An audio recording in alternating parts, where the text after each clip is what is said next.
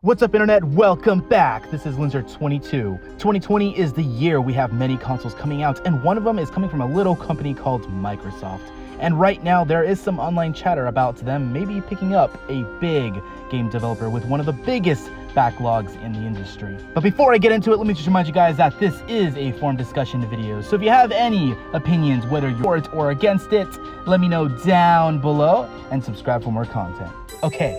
So, Sega Bits dropped a leaked image that showcases a huge announcement between Sega and Microsoft Game Studios. This tweet has since been taken down, and that image was later found to have derived from 4chan itself. So, it's probably not true. But that has not stopped the internet from reacting. So let's discuss this. What's the announcement, you ask? Well, your guess is about as good as mine, but many people seem to think Microsoft is buying out Sega and adding them to their developer pool within the game studio. I'm terrified and excited. People believe this because it sounds like a smart move. Maybe for both of them. To be fair, Sega doesn't really need them as much as Microsoft would like to have them. With that being said, how does this benefit Microsoft to the point where it deserves a large investment? Well, Sega has a long history of making consoles, and with those consoles come a long list of games that could overnight be plopped right onto Xbox Game Pass. Sega is known also for their arcades, so they have an expertise in a unique area that Microsoft never really dabbled in.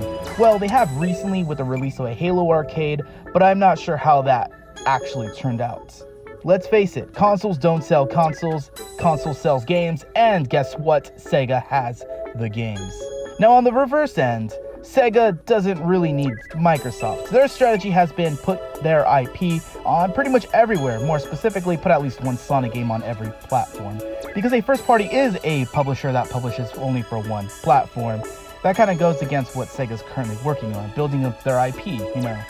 And since Sega is under Sega Sammy, would Microsoft have to pay an amount to entice the entire company to join Microsoft, or only purchase a portion of the company? Not only that, but I'm sure there are regulation laws that would actually make this a much more challenging task. Whether that's the IP, the patents they carry, or the personnel within that company, that could get pretty complicated. At the same time, Disney purchased the entire 20th Century Fox catalog for Disney+. Would Microsoft do the same thing to Sega for their xCloud? If it's not a purchase, then this is probably most likely a move to license Sega library of franchises.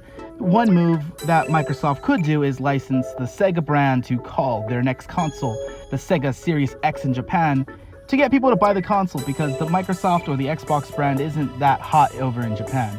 If they bought the company outright, they wouldn't even need to license it, since essentially they are Sega at that moment. But, like I said, all this may never happen, but hey, we can always keep the dream alive. But what do you guys think? Do you guys think that this would be a good move for Microsoft? Do you even think it's realistic? Let me know down below, and if you like discussion videos much like this one, subscribe and I'll be back with more.